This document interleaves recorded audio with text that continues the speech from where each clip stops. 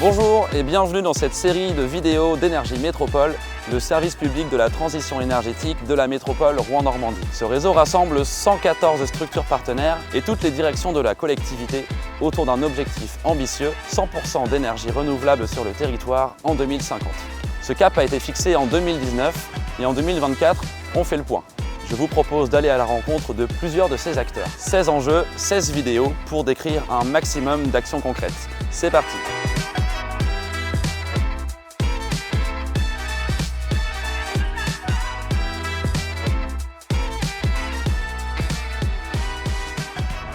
Donc pour répondre à ces enjeux forts au niveau de la transition écologique, Constructis a développé une offre de service autour de 3 axes. L'axe de sensibilisation, l'axe d'accompagnement et l'axe de formation.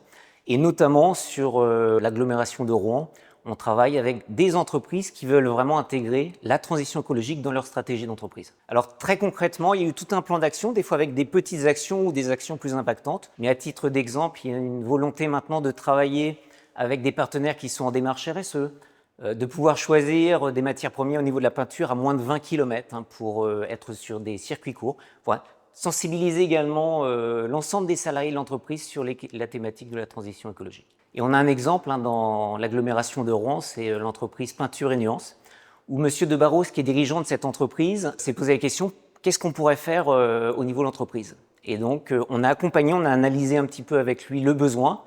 Et puis un consultant l'a accompagné dans un diagnostic et un plan d'action pour intégrer cette transition écologique au sein de son entreprise. Par rapport aux sensibilisations, on a un dispositif en partenariat avec La Poste et la Chambre des métiers qui s'appelle Baisse les watts, qui a été lancé en 2023 et qui vise à accompagner en fait toutes les entreprises tertiaires et le tout suivi en fait par une application. Alors, la CCI, elle intervient dans la partie plutôt formation vraiment des référents énergie à la compréhension déjà de son contrat énergétique, comment apprendre à le lire, comment apprendre éventuellement à le négocier, à le changer, etc. Et après, apprendre à travailler sur les différents équipements énergivores dans son entreprise et quelles sont les solutions à mettre en œuvre pour pouvoir les remplacer ou tout du moins les réduire.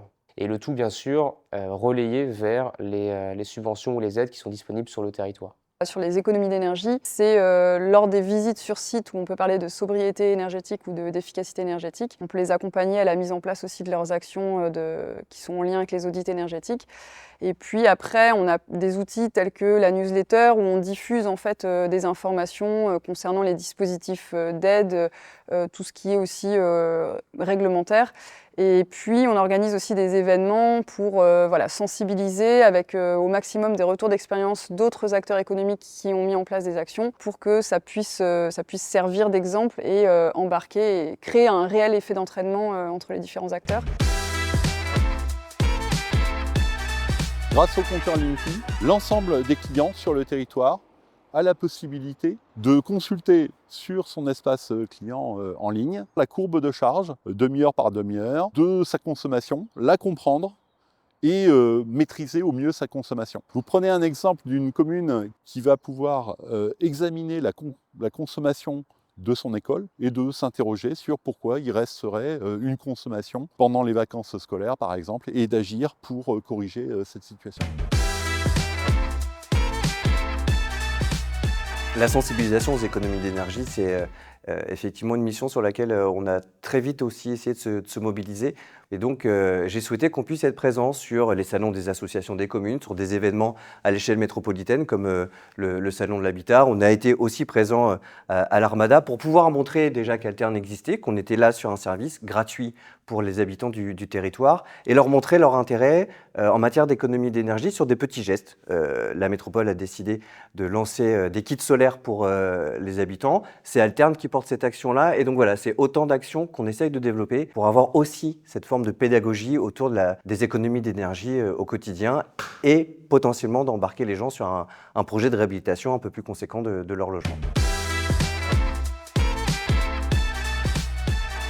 Alors sur la question de la sensibilisation aux économies d'énergie, la DIL va intervenir directement auprès des propriétaires bailleurs. Ce qu'il faut savoir, c'est qu'on est une structure qui accompagne les locataires et les propriétaires. On va les accompagner d'abord sur l'incitatif, c'est-à-dire que leur expliquer qu'il y a des dispositifs qui existent, l'intermédiation locative, des dispositifs fiscaux qui permettent de réaliser des travaux en conventionnement avec l'ANA par exemple, en faisant des travaux et mettre à disposition un logement avec un conventionnement. Donc le but, c'est d'expliquer aussi que les travaux d'économie d'énergie qui vont engager vont peut-être coûter un peu d'argent, mais c'est un investissement sur du long terme. D'abord pour préserver le bâti, parce qu'on va entretenir aussi son patrimoine, et puis une économie d'énergie qui va être sensiblement importante, et surtout aussi, on a aujourd'hui une législation qui est assez sévère vis-à-vis des passoires thermiques avec une interdiction de mise en location. C'est préparer aussi l'avenir et laisser un patrimoine qui aussi, pour ses enfants, qui soit décent.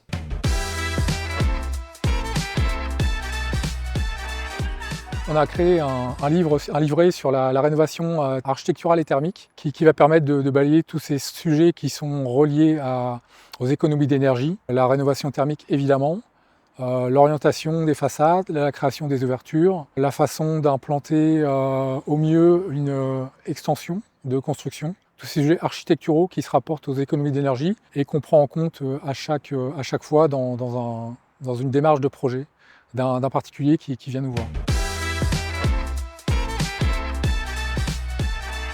Alors évidemment, au travers des outils que nous produisons dans les projets pédagogiques que nous pouvons, proposer, on essaye d'être vertueux sur l'ensemble de la chaîne. C'est-à-dire comment les enseignants se mettent aussi en mode économie d'énergie et mode anti-pollution sur leurs déplacements, comment ils utilisent les transports en commun. C'est-à-dire qu'on essaye de faire que le projet soit, entre guillemets, un peu RSO sur toute la chaîne. Alors nous avons toute une batterie d'outils. On a, régionalement produit un guide de la transition énergétique qui permet quand même de mettre en valeur tous les nouveaux métiers. On a produit ce guide pour que les enseignants puissent en échanger avec les classes au moment des temps d'orientation et d'information sur les métiers. Nous avons créé des escape games spécifiques à la thématique de la transition écologique. Donc à la fois des outils, à la fois des ateliers dédiés et puis des manifestations. Et donc on a eu ici par exemple sur l'espace animation du WAM à l'automne dernier, toute une animation avec les entreprises du secteur de façon à montrer les nouveaux métiers, surtout les métiers de la rénovation énergétique. L'idée c'est que du côté des jeunes, ils puissent vraiment toucher la matière,